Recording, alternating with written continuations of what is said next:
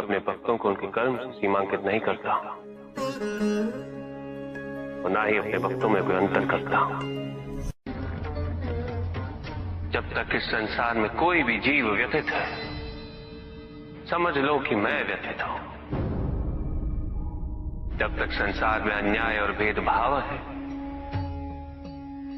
ये समझ लो कि मैं प्रतिपल पीड़ित हूं। संसार की शांति में ही मेरे मन की शांति। पंच महाभूतों का महाभाग है जल। जल द्वारा मेरे अभिषेक से जीवनदायी जल की अवमानना नहीं होती है। क्या ये जल का सर्वोत्तम उपयोग है? क्या श्रद्धा और विश्वास को प्रकट करने के लिए जल का अर्पण पर्याप्त है? क्या निर्जल पूजा करने से मैं मन की भावनाओं को महत्व नहीं दूंगा? जल आत्मा की संजीवनी है। असंख्य मनुष्य व जीव जंतु जल के अभाव में जीवित रहने के लिए विवश रहते हैं।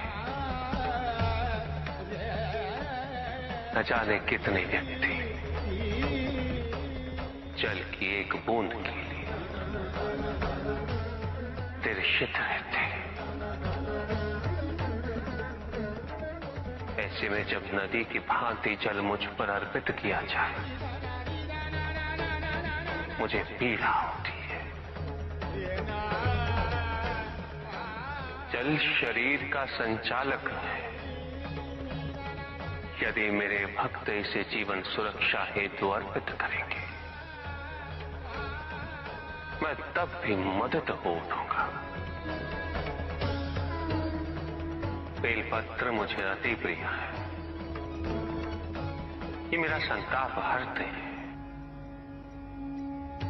धतूरा मुझे प्रिय है। ये मुझे शांति देता है। किंतु यदि संसार शांति का युद्ध क्षेत्र बना रहेगा, मेरे स्वजनों के बीच सदैव महायुद्ध छिड़ा रहेगा, तो मात्र धतूरा और बेलपत्र अर्पित करने से मेरे मन को शांति कैसे मिल जाएगी?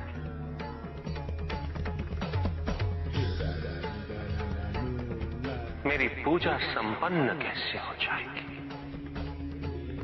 उपासना में यदि मेरे जैसे हो जाने का भाव है, तो मेरी सच्ची उपासना है।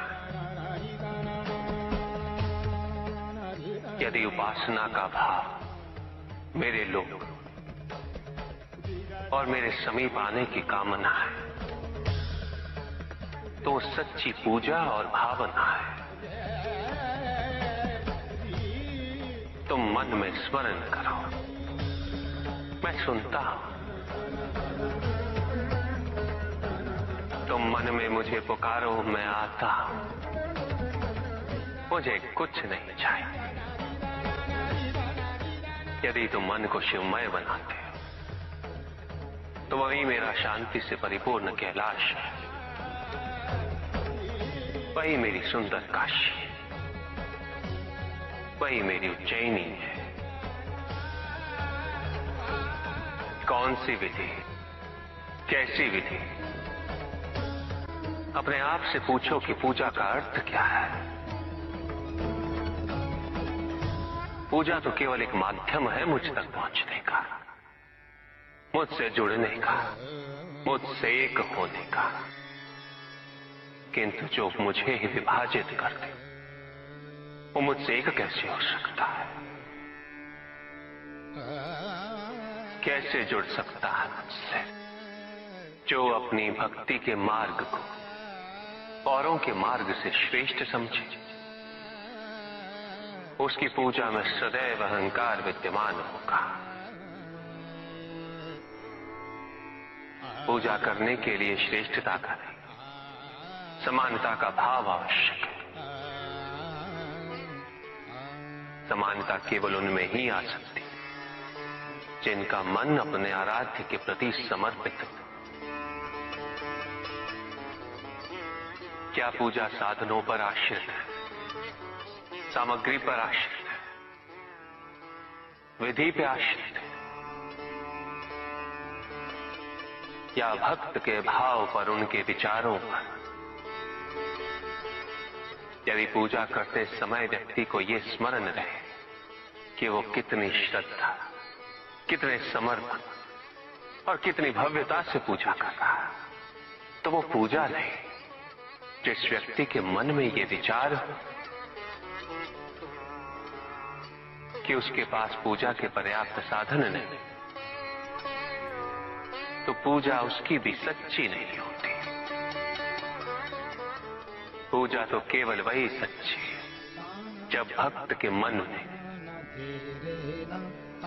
आराध्य के अतिरिक्त कोई विचार ना हो, कोई संकोच ना हो।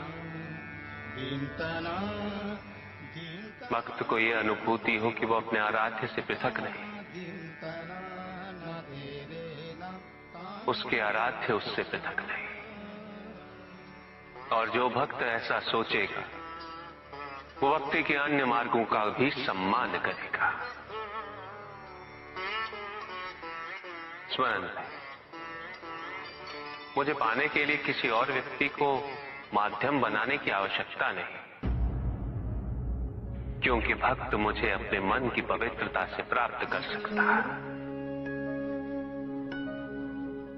यदि भक्त का मन ही निश्चल नहीं, तो किसी और के माध्यम हो जाने से वो कैसे संभव हो जाएगा? और यदि मन पवित्र है, तो फिर माध्यम की आवश्यकता ही क्यों? मेरी प्रार्थना करने के लिए प्रेम पूर्ण हृदय चाहिए, ऐसा हृदय जो जीवन के प्रत्येक क्षण प्रेम पूर्ण रहे। और यह तभी संभव है जब व्यक्ति सबसे पहले अपने आप से प्रेम करना सीखे, अपने आप से जुड़ना सीखे। जब तक व्यक्ति को अपने मन में विद्यमान दिव्यता की पहचान नहीं होती, वो दूसरों में भी उस दिव्यता को नहीं देख सकता।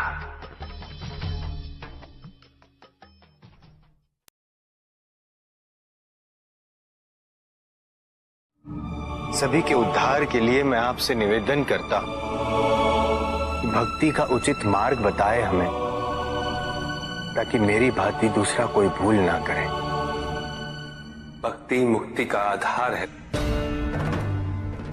और मुक्ति तो केवल समर्पण से ही संभव होगी। और समर्पण के लिए पुष्प नहीं, स्वर्ण नहीं, आभूषण भी नहीं, रत्न नहीं, धन, विधि विधान ने,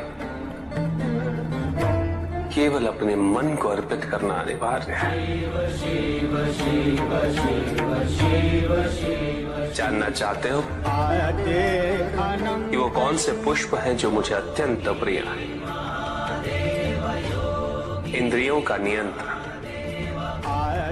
दया, शांति, तप, क्षमा, ध्यान और सत्य। और जब कोई मेरे इन पुष्पों से आराधना करे, मैं अवश्य प्रसन्न होता हूं। भक्ति में भव्यता आवश्यक नहीं है, अभी तो सारल्यता आवश्यक है। भक्त के लिए ये समझना अत्यंत कठिन हो जाता है, प्रायः भक्ति कब मोह में परिवर्तित हो जाती है।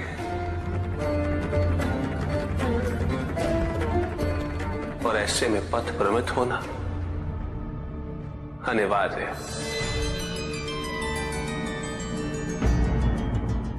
शक्ति प्राप्त होने से कोई शक्तिशाली बन जाए, ये सत्य नहीं। शक्ति का सम्मान वहन करने की क्षमता होनी चाहिए, और ये क्षमता किसी वरदान से प्राप्त नहीं होती, ये तो हमारे भीतर ही विकसित होती है।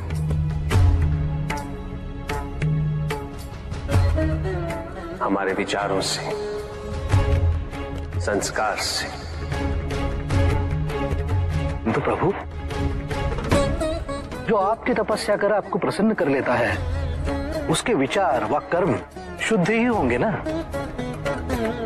अधिकांश व्यक्ति ईश्वर के प्रति केवल इसीलिए समर्पित रहते हैं ताकि वे अपनी सांसारिक इच्छाओं की पूर्ति कर सकें।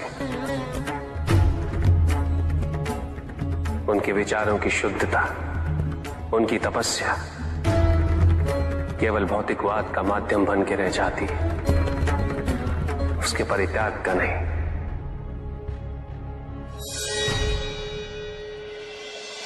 अहम भाव से ग्रसित ऐसे व्यक्ति अपने से परे देख ही नहीं पाते। उन्हें जो चाहिए वो इसलिए नहीं कि उससे वो संसार का उद्धार करना चाहते, अपितु इसलिए कि उससे वो केवल अपने परिजनों का उद्धार कर सके और शक्ति पा लेने के पश्चात उनका असली स्वरूप प्रत्यक्ष होता है।